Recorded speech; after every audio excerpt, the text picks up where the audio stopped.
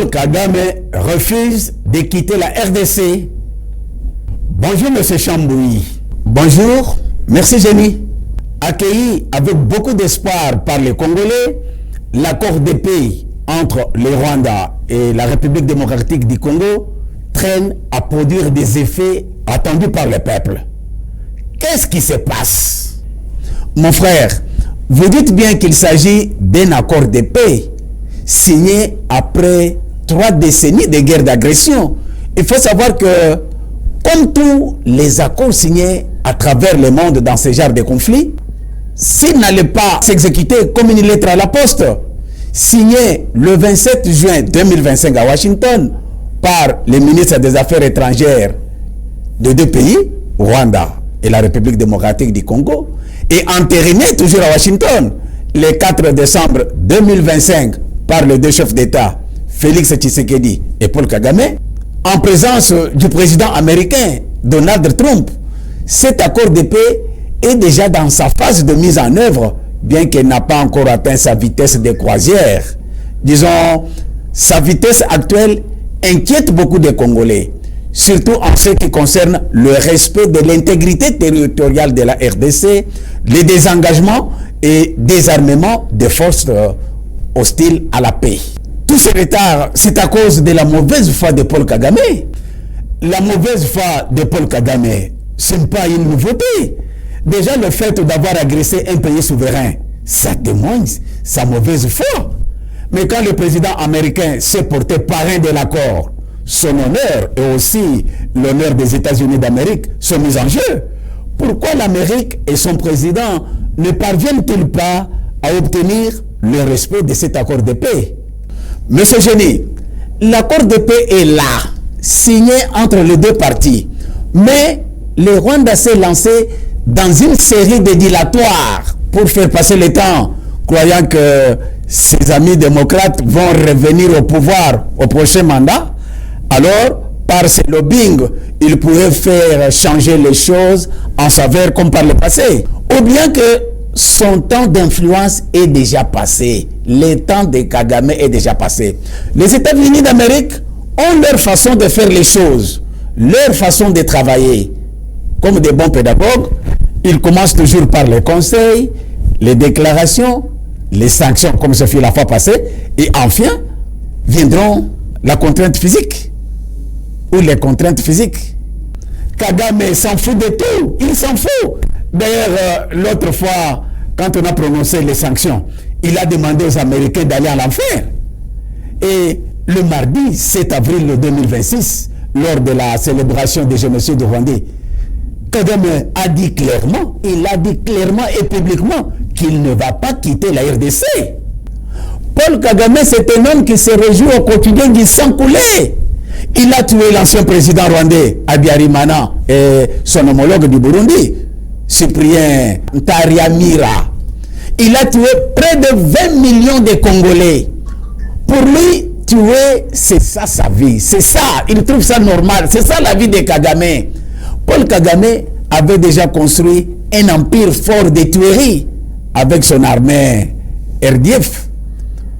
Prendre par la force les minéraux congolais avec l'aide de certaines puissances occidentales qui lui ont doté les moyens humains, financiers, la technologie, équipement et les renseignements.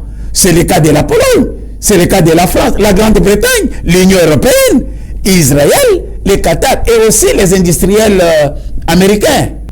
Pendant ce temps, il y avait une mesure d'interdiction contre la RDC de ne pas s'approvisionner en armes.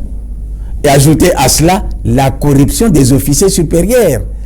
Les généraux congolais, plusieurs d'entre eux sont aujourd'hui en détention. Imbus de toutes ces opportunités, Paul Kagame s'est considéré comme le dieu de la région des Grands Lacs et se permet de défier tout le monde, même la première puissance militaire et économique du monde, qui est les États-Unis. Bien que c'est un homme qui n'écoute que les langages de guerre et du sang coulé, Paul Kagame véhicule aujourd'hui des discours. Son premier discours, il s'adresse aux Occidentaux. Il parle du respect de l'accord et le respect des résolutions des Nations Unies en feignant de retirer ses soldats sur le sol congolais par le mouvement de ces éléments de forces de défense à l'intérieur des frontières congolaises. Et son deuxième discours, Kagame s'adresse au peuple rwandais. Il veut montrer à son peuple qu'il est un grand homme, un homme fort. Paul Kagame fait semblant de défier les Occidentaux, alors qu'en coulisses, il a une équipe, une costaud équipe, des émissaires pour suppléer à l'administration américaine. En réalité, Paul Kagame est en train de quitter la RDC. Et mon frère Chamboui, est-ce que l'Amérique n'est-il pas en complicité avec Paul Kagame? Il est leur vieil allié. Pourquoi les États-Unis d'Amérique ne réagissent-ils pas à toutes ces manœuvres, à toutes ces sorties médiatiques de Kagame? La première chose à savoir est que la République démocratique du Congo est en partenariat stratégique avec les États-Unis d'Amérique. Et qu'au jour d'aujourd'hui, avec la guerre qui se déroule au Moyen-Orient, l'Amérique a grandement besoin d'avoir un partenaire, d'être à côté de la République démocratique du Congo. La République démocratique du Congo a tout ce qu'il faut pour que l'Amérique demeure la première puissance militaire et économique du monde. Le mardi passé, Donald Trump a menacé l'Iran.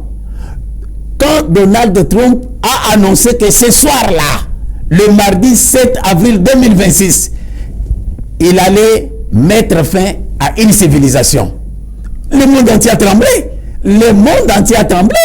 L'Union européenne, l'OTAN, la Russie, la Chine, le Japon et autres pays de la planète Terre.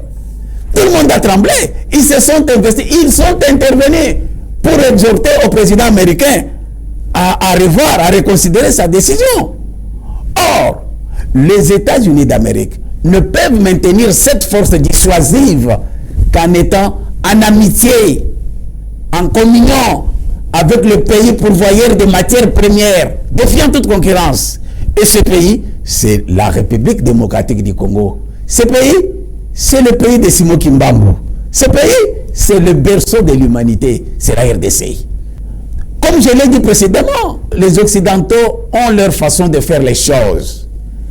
Kagame a déjà réceptionné son message clair que son pouvoir est terminé.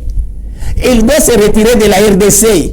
Et croyez-moi, au-delà de tous ces verbiages, Kagame est en train de se retirer en silence, respectant l'agenda lui remis par l'émissaire américain porteur de son message de fin de pouvoir.